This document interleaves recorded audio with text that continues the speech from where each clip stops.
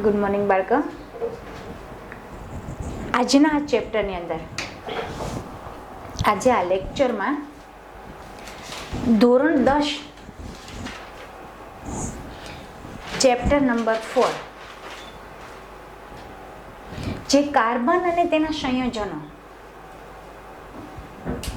જે પાઠનું હેડિંગ છે એમાં મેં તમને લાસ્ટ લેક્ચરની અંદર બધા તત્વો સંયોજનોના બંધારણીય સૂત્ર અને ઇલેક્ટ્રોન રચના બિંદુ વિશે સમજાવ્યું હતું કે એક એક તત્વો છે એ તત્વોનું ઇલેક્ટ્રોન બિંદુ રચના કઈ રીતે હોય છે એવું મેં તમને બોર્ડ વર્ક કરી અને લાસ્ટ લેક્ચરની અંદર સમજાવેલું હતું. એમના પછી મેં તમને એ પણ સમજાવેલું હતું લાસ્ટ લેક્ચરની અંદર કે તત્વોનું બંધારણીય સૂત્ર કઈ રીતે કરી શકાય છે, એમનું બંધારણ કઈ રીતે હોય છે એ પણ સમજાવ્યું. એમના પછી એક બંધ, દ્વિબંધ અને ત્રિબંધ કે જે હાઇડ્રોકાર્બન સંયોજનોમાં સેજ આગળનું રિવિઝન 5 મિનિટનું કરી દઉં છું કે જે હાઇડ્રોકાર્બનની સંયોજનોમાં કાર્બન સંયોજનો એટલે કે કાર્બન કાર્બન વચ્ચે જો એક બંધની રચના હોય તો એને આપણે આલ્કેન તરીકે ઓળખતા હતા. એને શું કહેતા હતા? આપણે આલ્કેન તરીકે ઓળખતા હતા. પરંતુ હાઇડ્રોકાર્બનની અંદર હાઇડ્રોકાર્બન સંયોજનોમાં કાર્બન કાર્બન વચ્ચે દ્વિબંધની જો રચના હોય, દ્વિબંધ એટલે બે બંધ, તમે અહીંયા આકૃતિમાં કદાચ જોઈ શકશો, આ એકલ બંધ, આ દ્વિબંધ એટલે કે બે લાઈન હોય અને દ્વિબંધ કહેવાય, એક લાઈન હોય એટલે એક બંધ, ત્રિલાઈન હોય તો ત્રિબંધ. એટલે કે દ્વિબંધની જો રચના કરેલી હોય, કાર્બન કાર્બન વચ્ચે દ્વિબંધની રચના હોય તો એને આલ્કીન તરીકે ઓળખવામાં આવતું હતું આપણે. એમના પછી કે હાઇડ્રોકાર્બન સંયોજનોમાં કાર્બન કાર્બન વચ્ચે ત્રિબંધની જો રચના કરવામાં આવતી હોય તો એવા સંયોજનોને આલ્કલાઇન તરીકે ઓળખવામાં આવતી હતી. હવે તમને એમ થાય કે મેડમ આ ત્રણ તો આપણે સમજી ગયા, પરંતુ એનું રાસાયણિક નામ જોયું, એનું બંધારણ જોયું, આપણે એવું જોયું. હવે એમના સૂત્રો પણ આગળ જોશું. અહીંયા મેં તમને આમના પહેલા પેરેગ્રાફ સમજાવ્યો હતો કે હાઇડ્રોકાર્બન એટલે કે જેની અંદર હાઇડ્રોજન અને કાર્બન બંને હોય ને હાઇડ્રોકાર્બન કહેવાય. યાદ રાખવામાં, હાઇડ્રોકાર્બન એટલે કે જેની અંદર હાઇડ્રોજન અને કાર્બન બંનેનો સમાવેશ હોય ને એને હાઇડ્રોકાર્બન કીધું આપણે. પછી શું કીધું હતું કે હા, સંતૃપ્ત હાઇડ્રોકાર્બનને આલ્કેન. તો સંતૃપ્ત હાઇડ્રોકાર્બન કોને કહેવામાં આવે છે? કે જેની અંદર એકલ બંધ હોય એને, તો એને આલ્કેન કીધા આપણે. હમણાં મેં વ્યાખ્યા બોલી. અને અસંતૃપ્ત હાઇડ્રોકાર્બન સંયોજનો એક અથવા તો વધુ દ્વિબંધ ધરાવે એને આલ્કીન કહેવામાં આવ્યું છે. આલ્કેન, આલ્કીન અને આલ્કલાઇન. ખાસ ધ્યાન રાખજો, alkane methane, ethane, propane, butane, hexane, heptane, pentane, નેનેન અને ડિકેન, આ બધાને આલ્કેન સંયોજનો કહેવામાં આવે છે. જ્યારે આલ્કીન તો કે ઇથાઇન, પ્રોપાઇન, બ્યુટાઇન, પેન્ટાઇન, હેક્ઝાઇન, આ ઇન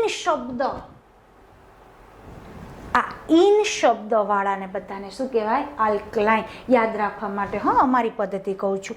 અને એકથી વધુ ત્રિબંધ ધરાવતા હોય એને આલ્કલાઇન કહેવામાં આવેલ છે. કયું? તો કે પ્રોપાઇન, બ્યુટાઇન, હેક્ઝાઇન ઇન તરીકે ઓળખવામાં આવે છે. એટલે આલ્કાઇન કહેવામાં આવે છે. એટલે 3 વર્ષ હાઇડ્રોકાર્બન સંયોજનો 3 ભાગ દર્શાવે છે. કયું? તો કે આલ્કેન, આલ્કીન, આલ્કલાઇન. હવે ત્રણેયના આપણે સંયોજનો અને એના સૂત્રો જોવાના છે. મેં ત્રણેય વિશે તમને આગળ બી સમજાવ્યું અને એમના પછી પણ સમજાવ્યું. હવે આપણે આ પોઈન્ટ સુધી પહોંચ્યા હતા, બરાબર? એટલે મેં આગળનું રિવિઝન તમને થોડું ઘણું કરાવ્યું. હવે શું કહેજો? તમે મારા મિત્ર બનશો? કેમિસ્ટ્રીમાં તો બનાવીએ જ. શું કહે છે? તમે મારા મિત્ર બનશો?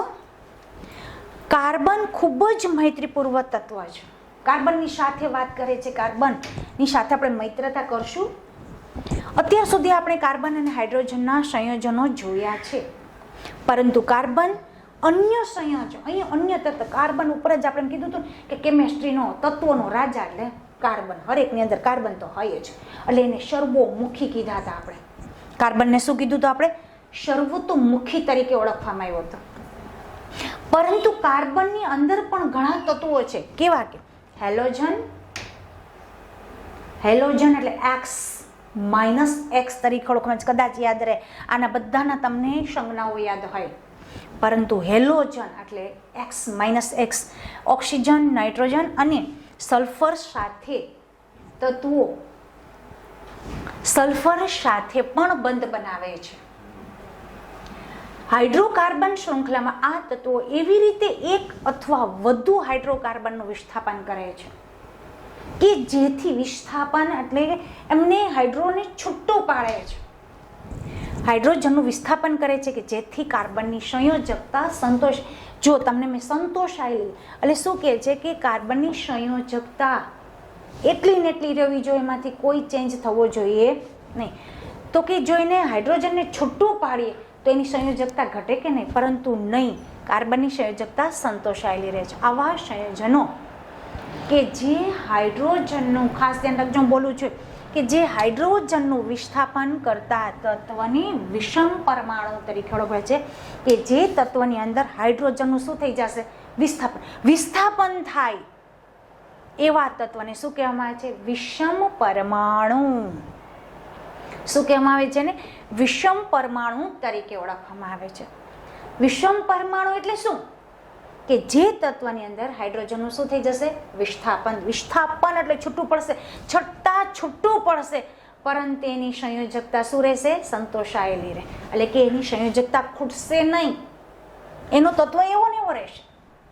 આ વિષમ પરમાણુઓ કોષ્ટક તમને 4.3માં જો 4.3માં દર્શાવ્યા પ્રમાણે કેટલાક સમૂહના પણ હાજર રહેલા છે. તો અહીંયા જો તમને 4.3ની અંદર ક્રિયાશીલ સમૂહ આપેલા છે, હાજર છે આ વિષમ પરમાણુઓ અને તેમને સમાવતા સમૂહ સંયોજનને વિશિષ્ટ ગુણધર્મો આપે છે. એટલે જો કદાચ એની અંદરથી આપણે કોઈ પણ તત્વ છે એની અંદરથી હાઇડ્રોજન કાઢી લે તો એની ક્ષમતા ખૂટે છે, પરંતુ અહીંયા વિષમ પરમાણુની અંદર એની ક્ષમતા ખૂટતી નથી, એના ગુણધર્મો આપે છે જે કાર્બન શૃંખલાની લંબાઈ અને સ્વભાવ ઉપર આધારિત હોતા જ નથી. કદાચ હું આમાંથી એક આ કાર્બન છે એની અંદરથી હાઇડ્રોજન કાઢી લો તો આની આપણને અવેજી લાગે, આની તૂટતા લાગે, પરંતુ આ વિષમ પરમાણુ એવા છે કે કદાચ કાર્બનને જતો કરો તો આમાં કોઈ પણ ફેરફાર પડશે નહીં, અથવા તો હાઇડ્રોજનનું વિસ્થાપન થશે તો આ તત્વની અંદર કોઈ પણ ફેરફાર, એનો બદલાવ થતો નથી. એટલે કે કાર્બનની શૃંખલાની લંબાઈ એના સ્વાભાવિક આધારિત નથી હોતા, તેથી તેને ક્રિયાશીલ સમૂહ તરીકે ઓળખવામાં આવે છે. એટલે કે સતત કાર્યરત રહે છે. રાસાયણિક પ્રક્રિયા અને ભૌતિક પ્રક્રિયાની અંદર એનું સતત એ તત્વ રાસાયણિક પ્રક્રિયા ભોગવતું રહે છે, ક્રિયાશીલ રહે છે. એટલે ક્રિયાશીલ સમૂહ કીધા છે. હવે તમે જેમ છો કે રોજે તમે કામ કરો છો અને એક દિવસ તમારી પાસે સતત વર્ક કરાવે છે કે 12 કલાકનું કાર્ય હોય એની જગ્યાએ 15 કલાક કામ કર્યા છો, તો તમે સામાન્ય પણ સહેજ થાકી જશો. તો બીજે દિવસે તમને એ થાકનો દેખાવ તમારા ચહેરા ઉપર લાગશે. પણ નહીં, અમુક વ્યક્તિઓ હોય છે કે આજે 5 કલાક કરાવ્યું તો કાલે 7 કલાક કરે, પણ એમના રેસ્ટ વગર એ સતત કાર્ય કરે. એ ક્રિયાશીલ, આપણે એમ કહીએ ને કેવો સરસ માણસ ક્રિયાશીલ છે, સતત કામ કરતો હોય છે, પરંતુ એનો અહેસાસ નથી થતો, એ ક્રિયાશીલ છે. તો તત્વની અંદર પણ એવું છે કે જો કદાચ કાર્બન અને હાઇડ્રોજનની અવેજી હોય તો પણ એનું એ રાસાયણિક અને ભૌતિક ગુણધર્મોમાં કોઈ ચેન્જિંગ થતું નથી, એટલે એને ક્રિયાશીલ સમૂહ તરીકે ઓળખવામાં આવે છે. ક્રિયાશીલ સમૂહ કહેવામાં આવે છે. શું કામ? કે જે કાર્બન શૃંખલાની લંબાઈ અને સ્વભાવ ઉપર આધારિત નથી હોતા, તેથી શું કહેવામાં આવે છે? એને ક્રિયાશીલ સમૂહ તરીકે ઓળખવામાં આવે છે. કેટલાક મહત્વના જોજો, શું કહે છે કે કેટલાક મહત્વના ક્રિયાશીલ સમૂહ જે કોષ્ટક તમને 4.3માં દર્શાવેલ છે. સમૂહની મુક્ત સંયોજકતા અથવા સંયોજકતાના એકલ રેખા એકલ રેખા દ્વારા દર્શાવેલા છે. મુક્ત થયેલા એટલે છૂટું પડી ગયેલો સંયોજન, છૂટું પડેલું તત્વ એને એકલ રેખા વડે દર્શાવવામાં આવે છે. અને ક્રિયાશીલ સમૂહ આ સંયોજકતા દ્વારા એક હાઇડ્રોજન પરમાણુ અથવા પરમાણુનું વિસ્થાપન કરી અને કાર્બન શૃંખલા સાથે જોડાય છે. હવે હું તમને આખું ખાલી કહી દઉં કે જો આ વિષમ પરમાણુ છે, ક્લોરો બ્લોરો, આ ક્લોરોજન, આ બ્રોમો છે, બંને તત્વો છે. અને હેલો મેં તમને કહ્યું હતું, કયું આવશે? હેલોનું એક્સ.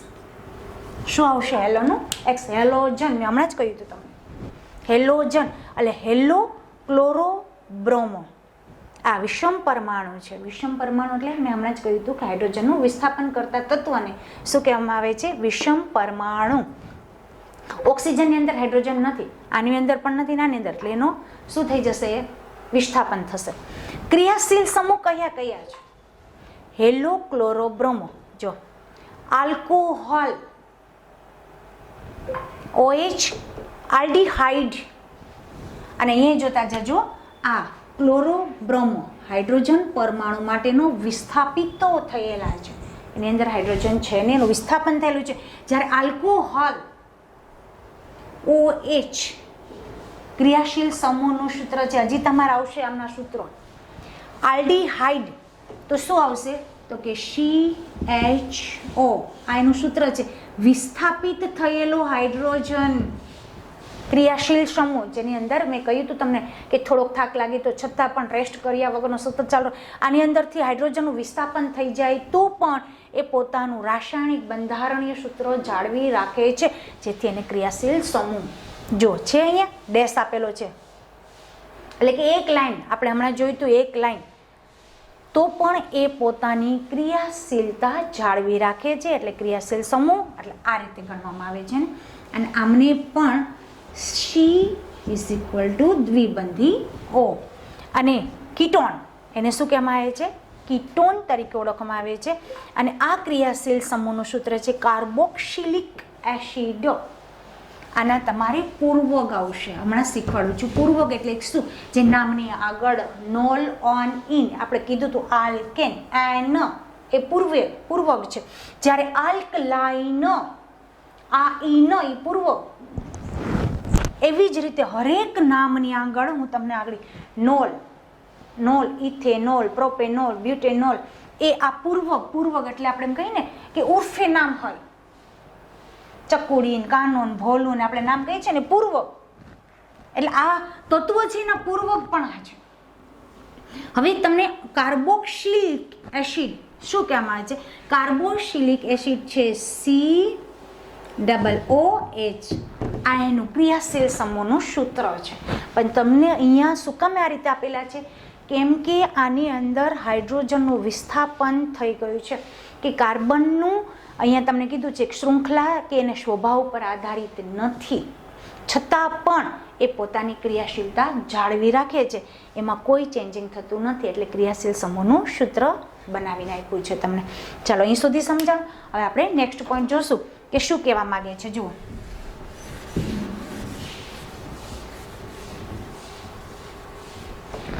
હવે શું કહે છે કે સમાન ધર્મી શ્રેણી. બહુ મસ્ત છે, સમજો ને તો સરસ છે, સમજાય તો સારું. સમાન ધર્મી શ્રેણી શું કહેવા માંગે છે? કે તમે જોયું કે કાર્બન પરમાણુ એકબીજા સાથે જોડાઈને અલગ અલગ લંબાઈની શૃંખલાઓ બનાવે છે. આપણે જોયું CH4 જોયું હતું કે C-444 એટલે કે HH એવું જોયું હતું. એટલે એને લંબાઈની શૃંખલાઓ બનાવે છે, જે આપણે આગળનામાં લાસ્ટ લેક્ચરમાં જોયું. આવી શૃંખલાઓ શાખીય પણ હોઈ શકે છે, વલયાકાર પણ હોઈ શકે છે અને ચક્રીય પણ હોઈ શકે છે. શાખીય, વલયો, શૃંખલા પણ હોઈ શકે છે.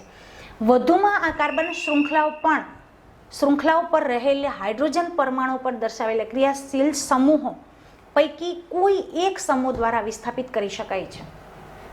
એટલે શું કહે છે કે કદાચ શાખીય હોય, વલયો હોય કે શૃંખલા હોય, તો કોઈ પણ એક ઉપર એને શું કરવાનું છે?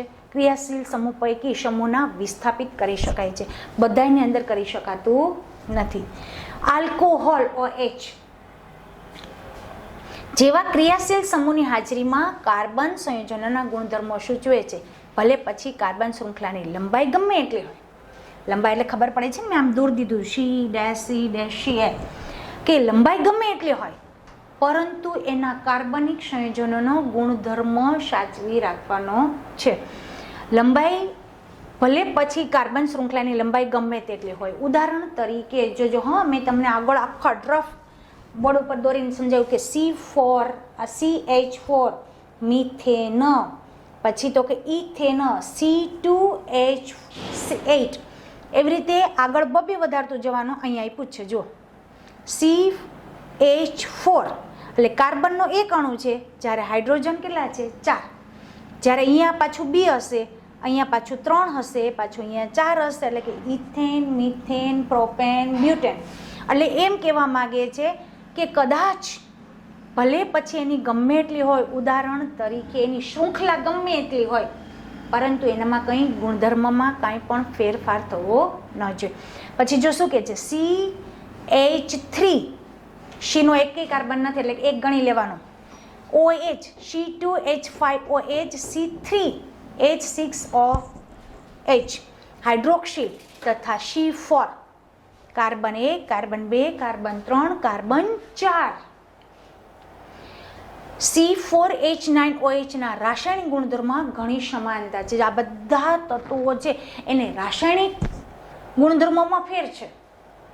આમ સંયોજનોની એવી શ્રેણી છે, ખાસ ધ્યાન રાખજો, સમાનતા શ્રેણીનું આખી વ્યાખ્યા આવે કે સમાન ધર્મી શ્રેણી કોને કહેવામાં આવે છે? તો કે એવી સંયોજન શ્રેણી કે જેમાં કાર્બન શૃંખલા, આ બધી કાર્બન શૃંખલા મેં તમને હમણાં જ કહ્યું કે કાર્બન શૃંખલા કોને કહેવાય? કે CH4, C2H6, C3H8, C4H10. આ કાર્બન શૃંખલા જો 1, 2, 3, 4 આ કાર્બન શૃંખલા થઈ. તો કાર્બન શૃંખલામાં રહેલ હાઇડ્રોજનને સમાન પ્રકારના ક્રિયાશીલ સમૂહ દ્વારા વિસ્થાપિત કરવામાં આવેલ, આ બધાની વાત કરે છે, હોય એને સમાન ધર્મી શ્રેણી તરીકે ઓળખવામાં આવે છે. અહીંયા 1, 2, 3, 4, 5, પછી પેન્ટિંગ કરો તો આ રીતે 12. અહીંયા 4 બબે હાઇડ્રોજન વધારે વિસ્થાપિત કરવામાં આવે છે જ્યારે સમાન ધર્મી શ્રેણી. શું કહે છે?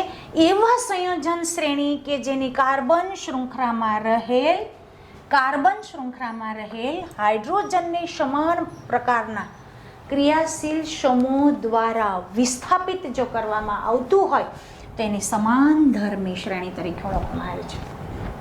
આ બધાને તો આને મિથેન, ઇથેન, પ્રોપેન, બ્યુટેન અને પેન્ટેન, પછી હેક્ઝેન, હેપ્ટેન, એક્ટેન, નેનોન અને ડિકેન, આવી રીતે હજી આવશે 10 સુધી જ. આ બધા જ જે ક્રિયાશીલ સમૂહ છે એને શું કહેવામાં આવે છે? સમાન ધર્મી શ્રેણી તરીકે ઓળખવામાં આવે છે. તો હવે આપણે જોશું કે ચાલો આપણે પહેલા કોષ્ટક 4.2માં એટલે આગળ આપ્યું છે એમાં જોયેલી સમાન ધર્મી શ્રેણી તરફ એક નજર કરીએ. કઈ સમાન? જો આપણે ક્રમિક સંયોજનોના સૂત્રો તરફ પણ એક નજર કરીએ. તમને મિથેનનું આપેલું છે, પછી શું આપેલું છે? તો કે ઇથેન. તો કે મિથેન અને ઇથેન એની અંદરથી સમાન ધર્મી શ્રેણી છે. તો કયો તત્વ એકમથી જુદો પડશે? તો કે કાર્બન અને હાઇડ્રોજન એ બંને છૂટો પડશે. બધા તમે 10 સમાન ધર્મી શ્રેણી લઈ લેશો ને તો તમામની અંદર કાર્બન અને હાઇડ્રોજનનું વિસ્થાપન થશે. એટલે આમની અંદર પણ પાછું ઇથેન લઈ લેવાનું, ઇથેન અને પ્રોપેન. મિથેન ક્રમશઃ જ, કેમ કે સમાન ધર્મી શ્રેણી છે એટલે સ્ટેપ બાય સ્ટેપ લેવું પડશે કે મિથેન પછી શું છે? ઇથેન. આ બંનેની અંદર CH2 એકમથી જુદા પડે છે, જ્યારે ઇથેન અને પ્રોપેન C3H8 પ્રોપેન એની અંદર પણ તમારે કાર્બન અને હાઇડ્રોજનનું શું થઈ જશે? એકમથી જુદા પડશે. એવી જ રીતે પછીની જોડી કયું આવશે? તો કે પ્રોપેન અને બ્યુટેન. તો કે પ્રોપેન અને બ્યુટેન છે, જુઓ છે સમાન ધર્મી શ્રેણી 3 અને 4. વચ્ચે શું તફાવત છે? તો એમને પણ તમારે એ જ રીતે કરવાનું છે. શું તફાવત છે પ્રશ્ન પૂછ્યો છે એટલે આપણે કરશું કે C3H8 પ્રોપેન અને લાસ્ટમાં કયું આવશે તો કે બ્યુટેન, તો કે C4H10 એની અંદર પણ CH2 એકમથી જુદા પડશે. આવી જોડી બનાવવાની રહેશે. શું કહે છે તફાવત છે તો કે હા બંનેની અંદરથી હાઇડ્રોજન અને કાર્બન વિખૂટો પડશે. શું તમે આ જોડીઓ વચ્ચે આણ્વીય દળનો તફાવત શોધી શકો છો? આણ્વીય દળ એટલે શું કીધું છે આપણે? પ્રોટોન અને એની સંખ્યાનો શું કરવાનો? ગુણાકાર. આણ્વીય દળ આણ્વીય દળ છે. આણ્વીય દળનો તફાવત એટલે પારમાણ્વીય દળ હોય ને એમનો સરવાળો, એની સાથેની સંખ્યા અને એનો ગુણાકાર. આ બંને વચ્ચેનો તફાવત શોધી શકો છો. કાર્બનનું પરમાણ્વીય દળ કેટલું છે? 12. તો કે કાર્બનનું પરમાણ્વીય દળ, હવે હું તમને આણ્વીય દળ શોધીને ખાલી કાર્બનનું એક બતાવી દઉં કઈ રીતે 12 આવ્યા છે. તો કે કાર્બન કેટલા ઉપર છે ભાઈ? 6 ઉપર. બરાબર, 6 ઉપર છે તો એની અંદર ન્યુટ્રોન અને પ્રોટોન કેટલા, ઇલેક્ટ્રોન અને પ્રોટોન કેટલા રહેલા છે? તો કે બંનેની અંદર કેટલા છે? 6. તો 6 ને 6 12, એટલે 12U, એટલે 12 આવ્યું છે. દાખલા તરીકે C2 હોત તો એને આને મેં પ્લસ કર્યા ને, મેં હમણાં કહ્યું કે પ્લસ કરવાનું પછી ગુણાકાર કરવાનો છે. પ્લસ ઈ શું થયું? આનો પરમાણ્વીય દળ. અને આણ્વીય દળ શોધવું હોય એટલે એની પાસે જે સંખ્યા હોય એને ઇન્ટુ કરવાનું, એટલે 12 દુ 24. આ રીતે એનું આણ્વીય દળ, જે કે 8 અને 9 ધોરણની અંદર શીખા છે. છતાં બી જેવડો સમ આવશે એવું હું તમને બોર્ડ ઉપર આણ્વીય દળ અને પરમાણ્વીય દળ 12 કેમ યુ આવ્યા એ પણ તમને ખબર પડી ગઈ. ચાલો હવે જોશું કે હાઇડ્રોજનનું પરમાણ્વીય દળ 1 છે. કઈ રીતે? તો કે હાઇડ્રોજન કેટલા ઉપર છે ભાઈ? 1 ઉપર છે. ખાસ ધ્યાન રાખજો કઈ રીતે આવ્યું છે એ પણ સમજાય. તો આ કેમ આવ્યું છે, આ કેમ આવ્યું છે, આ સમજાયું? તો કે હાઇડ્રોજન 1 ઉપર છે. કેટલા ઉપર છે ભાઈ? 1 ઉપર. તો કે એની અંદર ઇલેક્ટ્રોન ને પ્રોટોન કેટલા છે?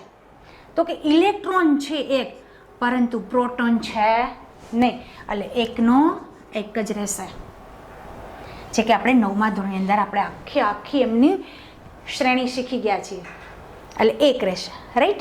તો આ રીતે આણ્વીય દળ અને પરમાણ્વીય દળ તમારે શોધતું રહેવાનું છે. હવે શું કહે છે જો, તેવી જ રીતે આલ્કીનની સમાન ધર્મી શ્રેણી લો. હવે આલ્કીનની લેવાની છે. શ્રેણીનો પ્રથમ સભ્ય ઇથિન, બહુ મસ્ત આપ્યું છે તમને.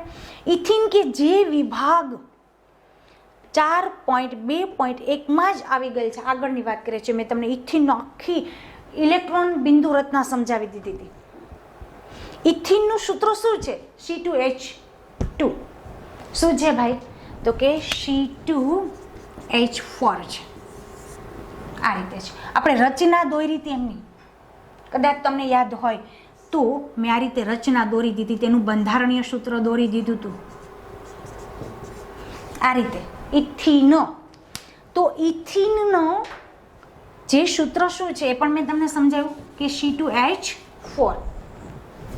ઇથિનનું સૂત્ર છે આલ્કીન. શ્રેણીના ક્રમીય સભ્ય C3H6 C4, પાછું જો એમનું આવ્યું પ્રોપેન, બ્યુટેન, C3H6 C4H8 અને પેન્ટેન, એટલે કે શું આવ્યું? Propane, butane, pentane. C5H10 સૂત્રો ધરાવે છે. શું તેઓ પણ CH2 એકમથી જુદા પડે છે? આપણે જોયું હમણાં જુદા પડે છે. શું તેમને આ સંયોજનોમાં કાર્બન અને હાઇડ્રોજન પરમાણુની સંખ્યા વચ્ચે કોઈ સંબંધ જણાય છે? આલ્કીનનું સામાન્ય સૂત્ર, આલ્કીનનું સામાન્ય સૂત્ર CnH2n સ્વરૂપે લખી શકાય છે, જ્યાં n છે એ મેથ્સમાં કહો તોય ભલે, સાયન્સમાં કહો તોય ભલે, n છે એ હંમેશા સંખ્યા દર્શાવે. n એટલે નંબર કહેવાય આપણી ભાષામાં. n એટલે શું કહી શક્યો? નંબર. નંબર એટલે સંખ્યા. એટલે n શું દર્શાવે છે? જ્યાં 2, 3, 4 એવી રીતે. શું આલ્કેન અને આલ્કલાઇન, હા આલ્કેન અને આલ્કલાઇનનું સામાન્ય સૂત્ર બનાવી શકો છો? તો કે હા ભાઈ એ પણ બનાવી શકીશું. એ પણ અમને તમે કહી દેશો કે આ જે છે એ આલ્કેન છે, એટલે એ વચ્ચેનો ભાગ છે કે આલ્કેન, તો પહેલું અહીંયા આવશે આલ્કેન. ફરીથી પાછો ચાર્ટ નેક્સ્ટમાં બતાવીશ તમને. આલ્કેન, પછી આ છે આલ્કીન, અને નેક્સ્ટમાં લાસ્ટમાં આલ્કલાઇન. જુઓ છે આ શું છે? હાઇડ્રો શૃંખલા છે ત્રણેય. આલ્કેન, તો તમને પહેલું જ અહીંયા આલ્કેનનું સૂત્ર શું કામ આપ્યું છે? જો CnH2n. આ રીતે તમારું આલ્કીનનું એક જ સૂત્ર આપેલું છે તમને. હવે તમારે એના ઉપરથી બે સૂત્ર બનાવવાના છે. તો તમે જોઈ શકો છો કે CnH2n +2 એ કોનું સૂત્ર છે ભાઈ? તો કે આલ્કેનનું સૂત્ર છે. કેનું સૂત્ર છે? આલ્કેનનું. હવે આલ્કેનનું સૂત્ર શું થશે? તો કે CnH2n -2 એ કોનું સૂત્ર છે ભાઈ? તો કે આલ્કલાઇનનું સૂત્ર છે. આ બંને વચ્ચે આટલો તફાવત છે. આલ્કલાઇન CnH2n, જ્યારે એમની આગળ આલ્કેનનું સૂત્ર CnH2n +2 અને આલ્કલાઇન CnH2n -2 સૂત્ર છે. આપણે અહીંયા સુધી રાખશું. તો મેં તમને આલ્કેન, આલ્કલાઇન અને આલ્કલીન આ ત્રણેય સૂત્રો વિશે માહિતી આપી કે કઈ રીતે કરી શકાય. યાદ રાખવા માટે શું કરવાનું ખબર? આલ્કીન નાનું, આગળ પ્લસ, પાછળ માઇનસ, પ્લસ અને માઇનસ. કોઈ પણ સમાન ધર્મી શ્રેણીમાં આણ્વીય દળ વધે, આણ્વીય પરમાણુથી વધારે. પેલું પરમાણુ શોધવાનું.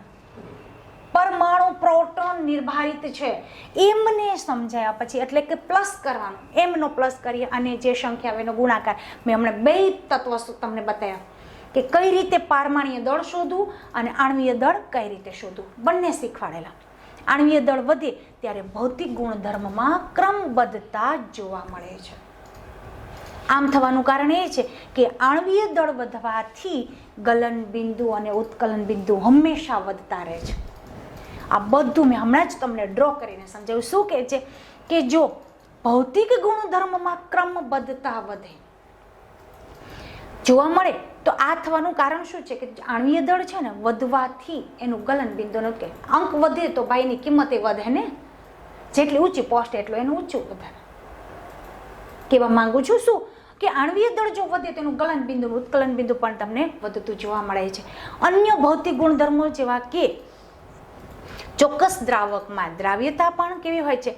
સમાન ક્રમબદ્ધતા દર્શાવે છે. પરંતુ રાસાયણિક ગુણધર્મો કે જે ક્રિયાશીલ સમૂહ દ્વારા જે નિર્ધારિત થાય છે તેની સમાન ધર્મી શ્રેણીમાં એક સમાન જળવાય છે.